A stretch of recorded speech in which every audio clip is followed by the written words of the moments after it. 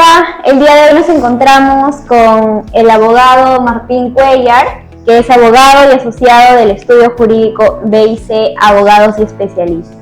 Doctor, ¿cómo se encuentra el día de hoy? Contento, Ángela, de estar aquí en Diálogo Empresarial contigo para hablar de las empresas, de los negocios y cómo se relaciona ello con el derecho. Muy bien, doctor, iniciemos. ¿Usted por qué ha estudiado un doctorado en Ciencias Empresariales? Cuéntenos. Bueno, mi doctorado en Ciencias Empresariales ha sido como consecuencia de haber abrazado el tema empresarial, ¿no? La gestión empresarial.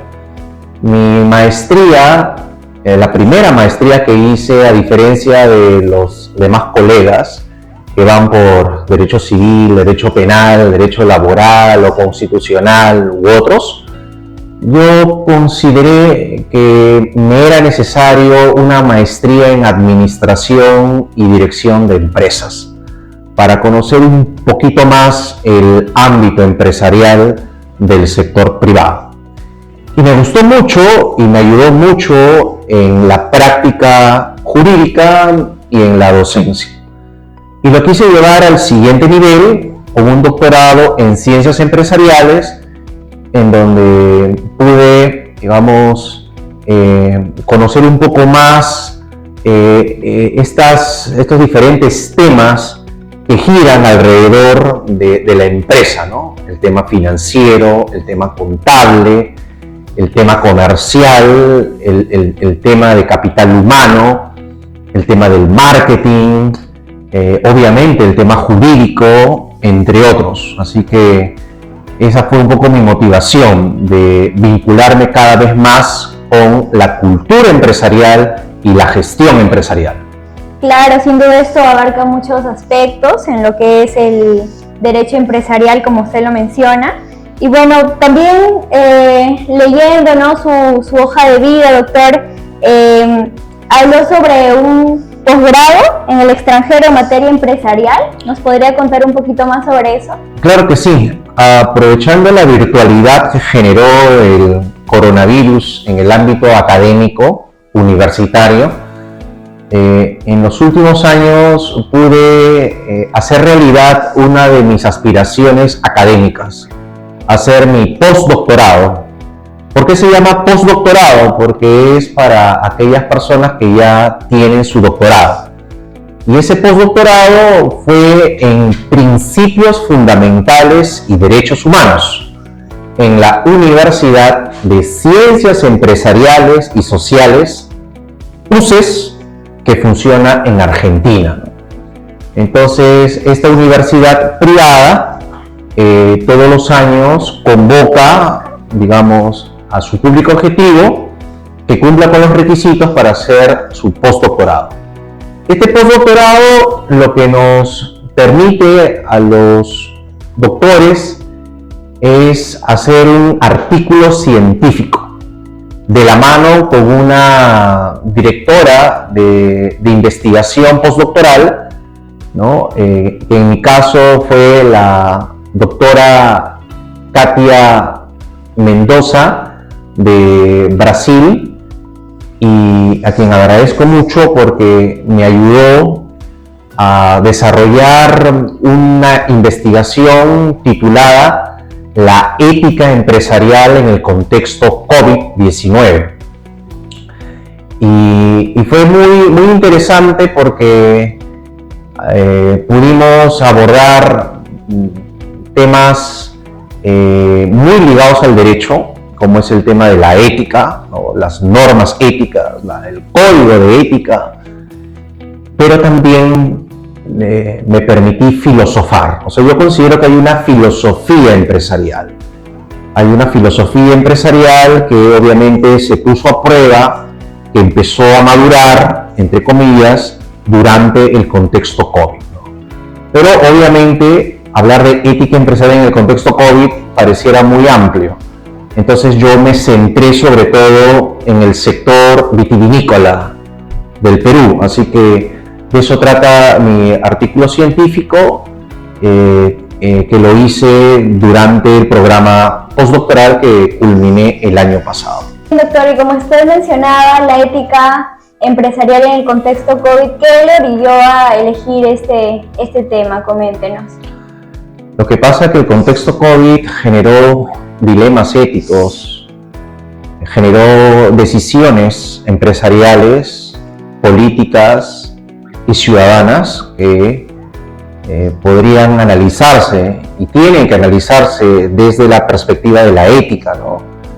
Entonces, eso es lo que me generó el interés por investigar el comportamiento ético de los empresarios del sector vitivinícola durante el contexto COVID.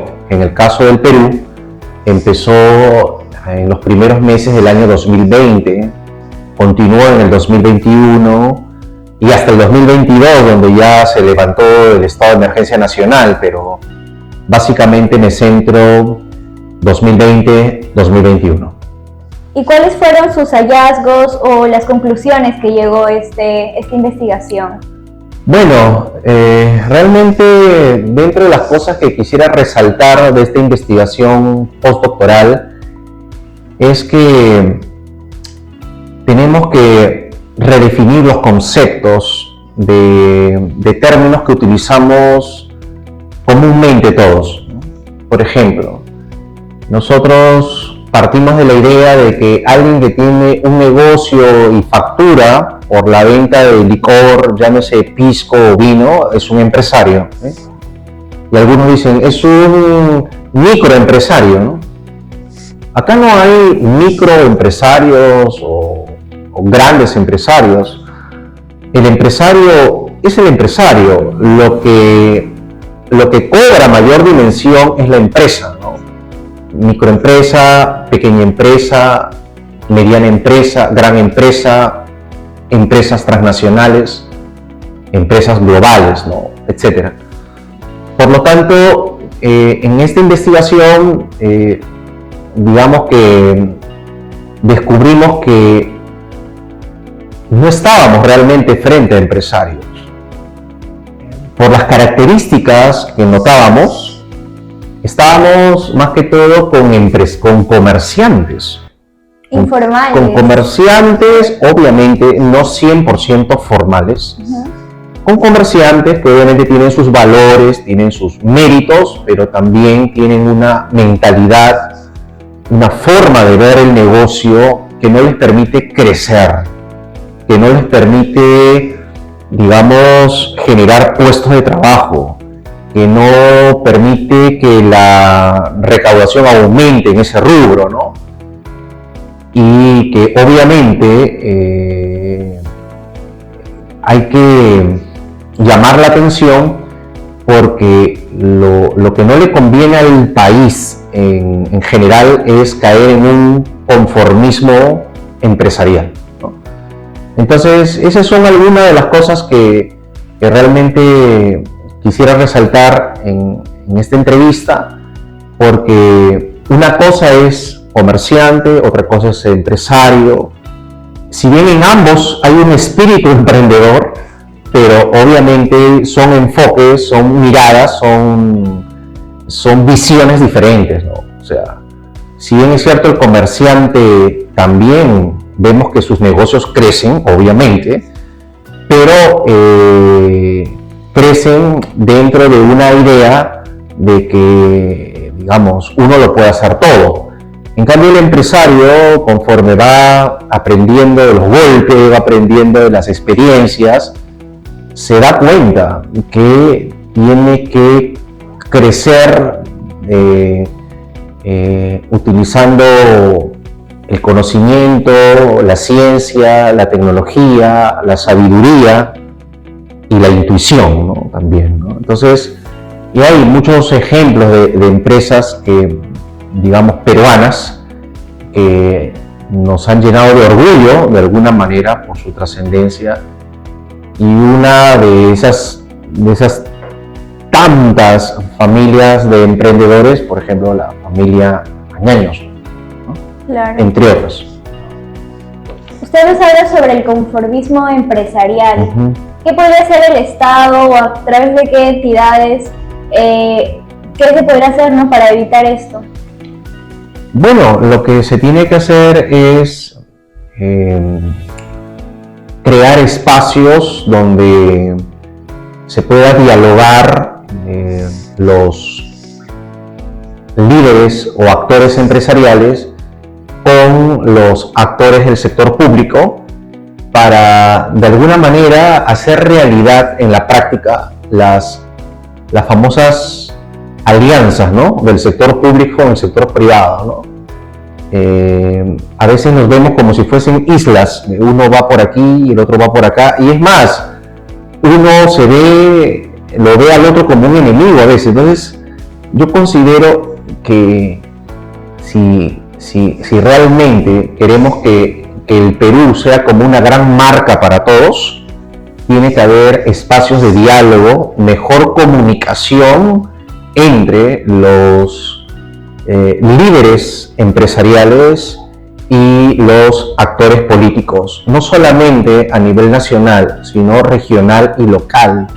Y ahí viene un tema que me parece muy importante, porque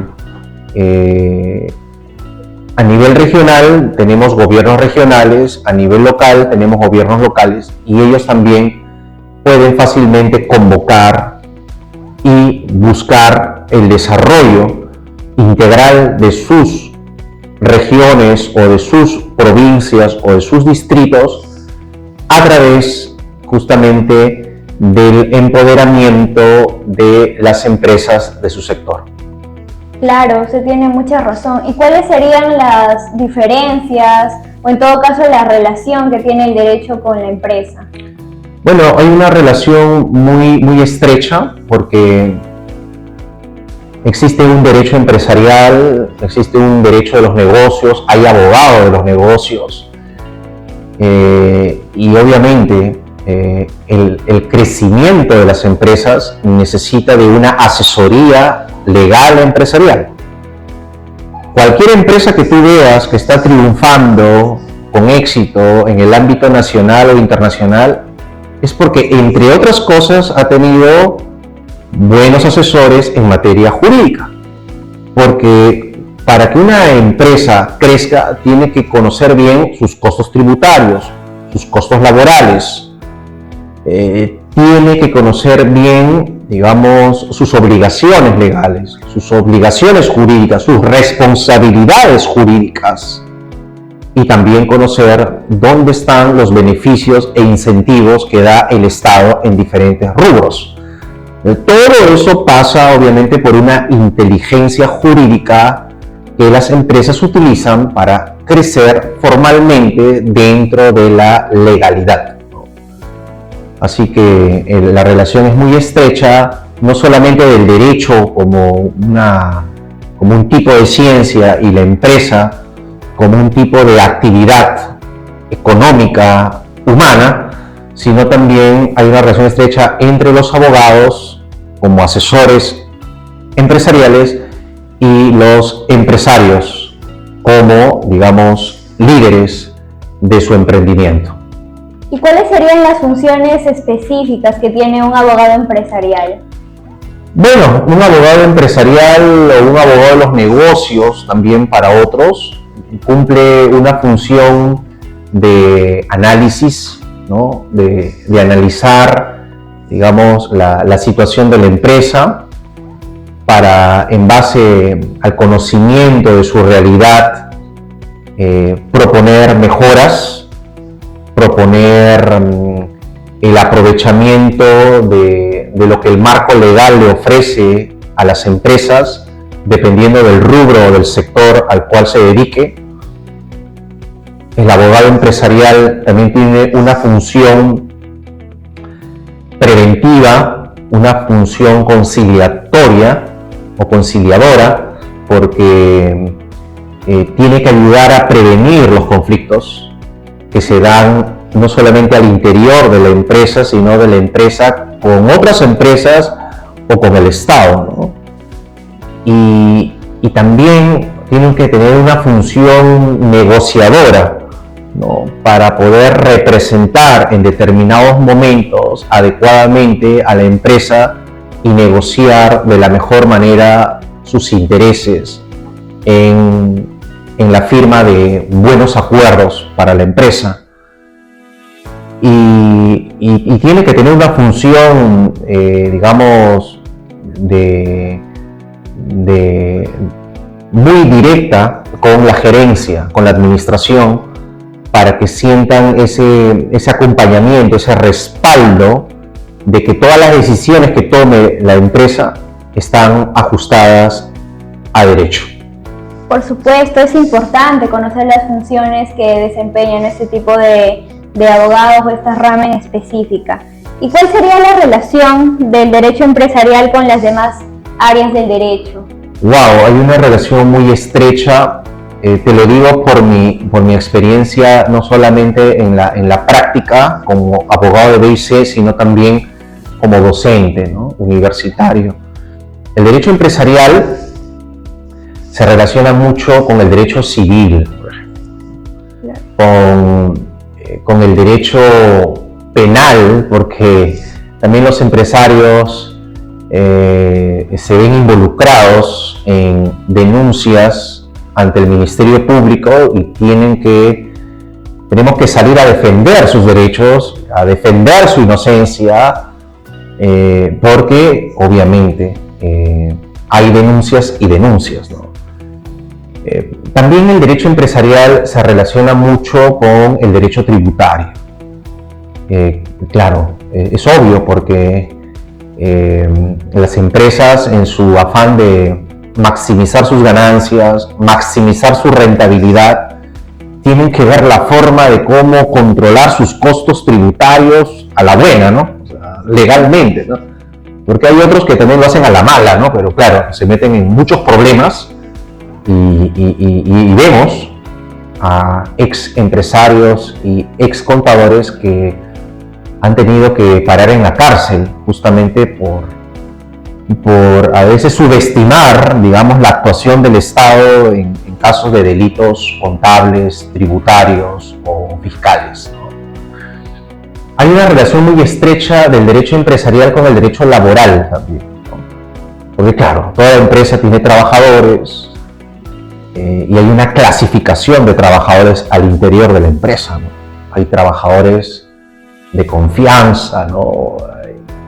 Hay trabajadores que obviamente acceden a información privilegiada y claro, en algún momento tú te llevas bien con tu gente, hay buenas relaciones, hay buena fe, pero no siempre es así.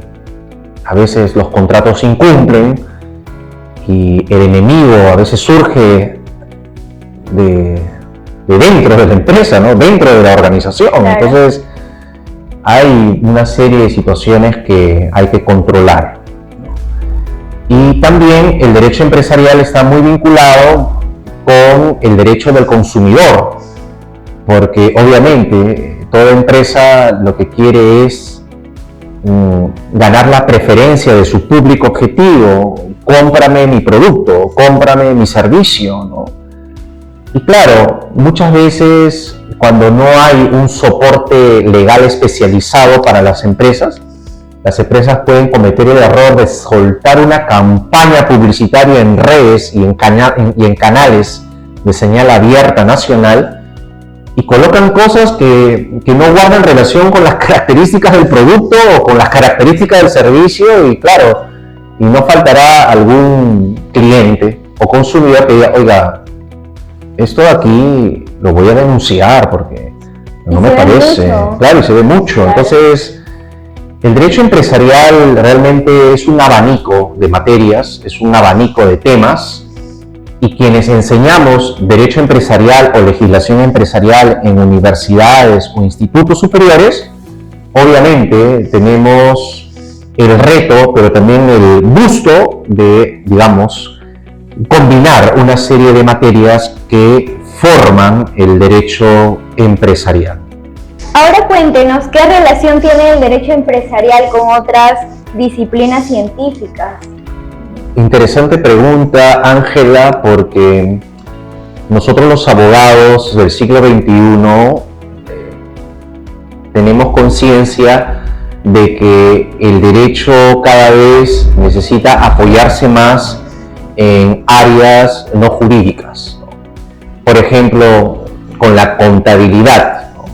O sea, el derecho empresarial tiene que ir de la mano con una contabilidad empresarial, ¿no? Y claro, quienes nos dedicamos a asesorar empresas, comúnmente conversamos con los contadores de la empresa, con el área de contabilidad, para corregir algunas observaciones que puedan darse por parte del Estado, ¿no? Y nos llevamos bien con los contadores, ¿no? Somos amigos, somos aliados, somos parte de esos asesores que estamos muy cerca a la gerencia general de las empresas. ¿Con qué otra área no jurídica nos relacionamos? Con las finanzas, con la economía, porque el derecho y la economía van de la mano, y en el derecho empresarial, donde las empresas tienen un fin lucrativo de ganar, de generar una rentabilidad, claro, eso también hace que el abogado no actúe como un robot y decir, ya, ¿quieres constituir otra empresa? ¿O quieres que tu empresa crezca y quieres darle la forma legal, ¿no? ¿Quieres transformar tu empresa? Claro, la ley está ahí para aplicarla, pero el abogado obviamente tiene que ir más allá. ¿Vale la pena hacer eso? O sea, es conveniente porque hay muchas personas que crean la empresa y no tienen un producto rentable o no tienen una idea de negocio rentable. Falta de asesoramiento, se podría hablar. Lo que pasa es que las ideas de negocio son buenas, el tema es ver su rentabilidad, ¿no? Y ahí es donde conversamos con los economistas, con los especialistas en finanzas, para de alguna manera discutir algunos emprendimientos o inversiones del cliente y poder darle una opinión, digamos, conjunta de los pros y contras, ¿no? Otro, por ejemplo, también podríamos encontrar el derecho empresarial con la antropología, específicamente con la antropología empresarial, ¿no? ¿Y por qué resalto esto? Una de las últimas maestrías que hice es en antropología jurídica y ahí pude ver cómo detrás de una norma, detrás de una política hay fundamentos antropológicos, o sea, culturales, ¿no? Y realmente, claro, en otros países es muy común que las empresas contraten antropólogos especializados en el ámbito empresarial, ¿no? Antropólogos empresariales, ¿no? Claro. Y claro, eso le da una visión más rica de la situación que tiene que enfrentar la empresa con sus clientes. O lo que ocurre dentro de la propia organización, donde también hay interacciones diarias, ¿no? Entonces, yo considero que el derecho empresarial se relaciona con una serie de áreas y disciplinas. Claro, y esto es lo beneficioso del derecho empresarial, ¿no? Que puede conjugar con distintas áreas como usted lo menciona. Y bueno, ¿es conveniente para el país que los empresarios postulen a cargos de elección popular? ¿Usted qué opina? Wow, una pregunta picante, ¿no? Porque, claro, si partimos de la premisa de que todos podemos decidir postular a un cargo de elección popular, entonces los empresarios no tendrían por qué, digamos, estar vetados, ¿no? Pero yo considero que sea empresario o no, hay que entender a qué nos estamos metiendo. Yo creo que ahí hay un punto crítico, porque el Estado no es una empresa. Y he visto a muchos candidatos que son empresarios que su propaganda la enfocan en eso, ¿no? como yo soy un empresario de éxito, sé gerenciar empresas, tengo varias empresas, entonces también seré un buen presidente, ¿no?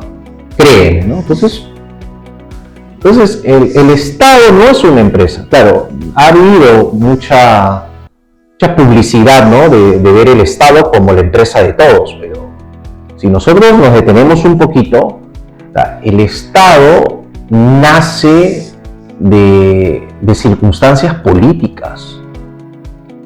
Claro, y la política obviamente pues está de alguna manera vinculada con situaciones conflictivas, ¿no? Con anhelos, aspiraciones, visiones, ¿no? Y necesidades, ¿no? Entonces, el Estado obviamente necesita, sí, tener buenos administradores. Claro, hay una serie de ministerios e instituciones y programas, pero yo considero que hoy en día, si algún empresario va a postular a un cargo público, tiene que ayudarnos a fortalecer la ética pública, porque me parece que ahí estamos fallando. No por los empresarios que han llegado al poder, sino en general. Todas las personas, empresario o no, que han llegado al poder, me parece que hay una deuda con la sociedad de que las personas que llegan a esos cargos de elección popular realmente tengan un comportamiento lo más éticamente posible, ¿no? Porque ya nos estamos dando cuenta que hacer política y dejar de lado la ética, como que nos metemos en una situación muy conflictiva, ¿no? Entonces, yo creo que los empresarios tienen valores, porque si no hubiesen salido adelante. Hay valores. El tema es entender que el Estado tiene sus propios retos, su propia filosofía, su propia realidad, y enhorabuena, si en el sector empresarial se ha ganado experiencia, hay que volcarla al sector público, claro que sí, pero entendamos que el Estado en estos momentos tiene varios enemigos, por decirlo así, y hay que identificarlos para combatirlos, ¿no? Uno de esos enemigos que tiene el Estado es justamente la evasión tributaria. Claro. Y al hablar de una ética pública, ¿estaríamos hablando de una utopía? No, estamos hablando de una ética aplicada, ¿no? De una ética aplicada al comportamiento de los funcionarios públicos, de los servidores públicos.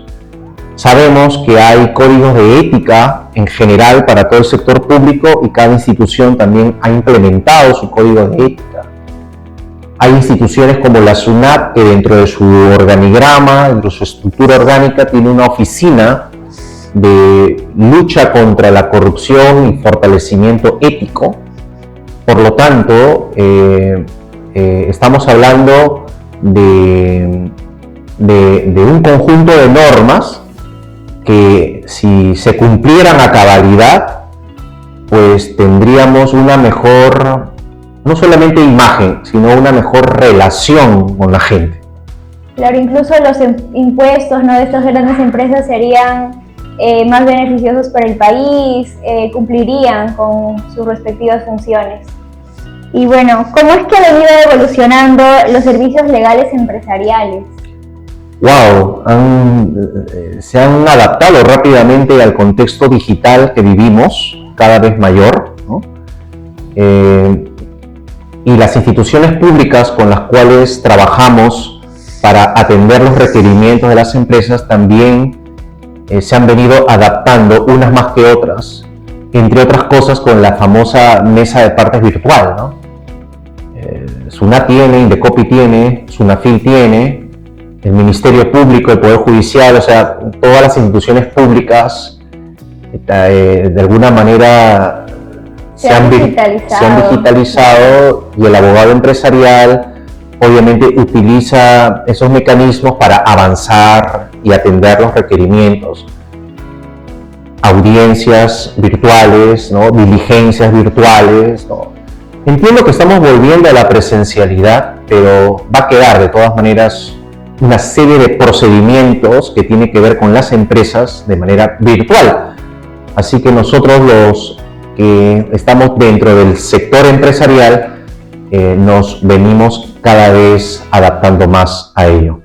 Ok, doctor, ahora cuéntenos qué relación hay entre gestión empresarial y gestión pública. Claro, Ángela. Bueno, si bien es cierto, por una razón de mejor estudio, hablamos de gestión pública y gestión privada o empresarial, pero la gestión es un concepto, es una idea que nos invita a asumir una actitud proactiva para poder lograr objetivos. En ese sentido, tanto en el sector público como en el sector privado hay la necesidad de tener gestores, personas que no solamente hayan llevado un diplomado o una maestría en gestión, sino que realmente puedan influir en la gestión de sus instituciones para que esta institución pueda lograr los objetivos que se ha propuesto en su plan de trabajo. Y para ello, obviamente, se requiere mucho liderazgo, tanto en la gestión pública como en la gestión empresarial, ¿no? Diferencias. Bueno, la diferencia es en cuanto a los objetivos. En cuanto al sector privado, la empresa quiere ganar, que se vendan sus productos, que se lleguen a su nivel de ventas y obviamente a través de la gestión empresarial buscarán las mejores estrategias para poder lograr esos objetivos o metas. En cambio, en el sector público, bueno, el Estado en sí no se dedica principalmente a vender productos o a vender servicios. El Estado tiene que administrar los recursos que tiene de diferentes fuentes para poder cumplir con sus deberes de Estado que están en la Constitución política, dicho sea de paso, ¿no? Deberes del Estado. Claro. Y para ello necesita de buenos gestores, pero toda esa gestión va encaminada a que el Estado cumpla con sus deberes. Cuando hablo de Estado, hablo de un conjunto de instituciones públicas que específicamente cada una tiene un propósito, ¿no? Una razón de ser, ¿no? Entonces, yo considero que por ahí daba la diferencia. Obviamente, la gestión pública trabaja con políticas públicas, con una legislación, con un capital humano que tiene obviamente una formación, ¿no? Dentro de lo que es el servicio público, ¿no? En cambio, la gestión privada o empresarial trabaja con sus políticas privadas, con sus políticas empresariales, trabaja con su visión empresarial, trabaja con un capital humano que ellos mismos lo han formado para que, digamos, tengan, digamos, esa visión, esa convicción de estar aquí, pero obviamente en la práctica no todo está bien separadito. O sea, en la práctica personas que han estado en el sector privado luego están en el sector público y del sector público se pasan al sector privado, entonces al final las experiencias se van capitalizando en ambos lados, ¿no? Y no te olvides que las empresas permanentemente están vinculadas al Estado y viceversa, ¿no? Y ahí interviene un área del derecho que es muy importante, que es el derecho administrativo. Por eso que hay universidades, bueno, más privadas que públicas, que ofrecen maestrías en derecho administrativo económico, por ejemplo, ¿no? Claro, porque obviamente el derecho administrativo también influye en las decisiones empresariales y también influye de alguna manera en la rentabilidad de los negocios. Claro, muy bien, doctor. Algo ¿Algo que desea agregar para culminar con esta entrevista? Sí, claro, Ángela. Bueno, estamos, gracias a la magia de las nuevas tecnologías, en el corazón de Gamarra, ¿no? Bueno, ¿quién no ha visitado el centro comercial de Gamarra, ¿no? En Lima, donde me encuentro también laborando, ¿no? Como abogado de BIC en Lima. Y yo realmente saludo que a través de esta entrevista contigo, Ángela, hayamos tocado varios puntos, más que todo de reflexión, para que la gente dejarlas un poco pensativa sobre lo importante que es el derecho empresarial y los temas empresariales en general. Por ejemplo, cuando hablamos de diálogo empresarial oye, hablemos del turismo. ¿Cómo está el turismo ahora? Hay muchas personas que me comentan, Martín, esta situación política hace que el turismo haya empezado el 2023 un poquito así como que lento, muy lento. Entonces la política y la economía van de la mano, ¿no? Y el derecho en el medio. Hemos tenido en BIC la oportunidad también de asesorar empresas del sector metalmecánica, ¿no? Y obviamente ellos también están esperando que esta situación de conflicto interno pase rápido, se supere, ¿no?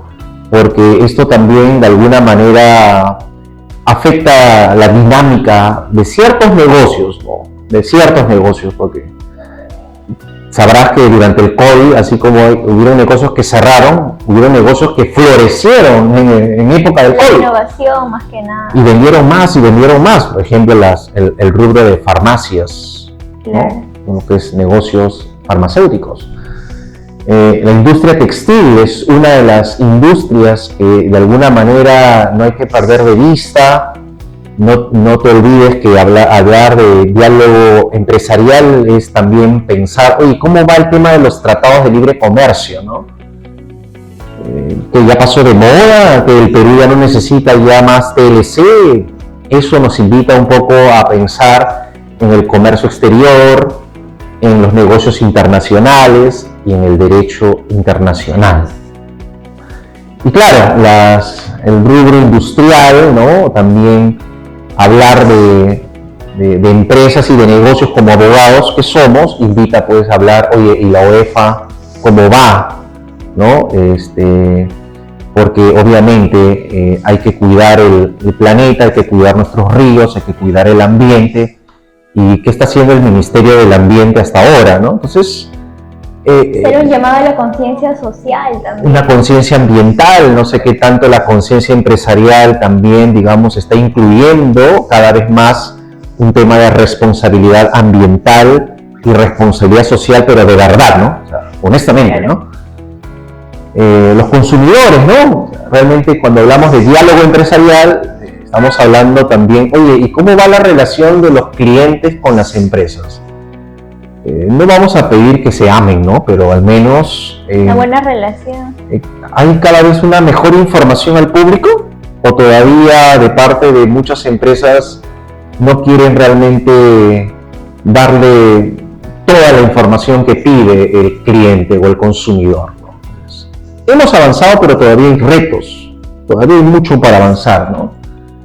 Y claro, hay regiones como las regiones del sur, como Ica, que digamos son regiones que han asumido un liderazgo internacional en lo que es el rubro de la agroexportación.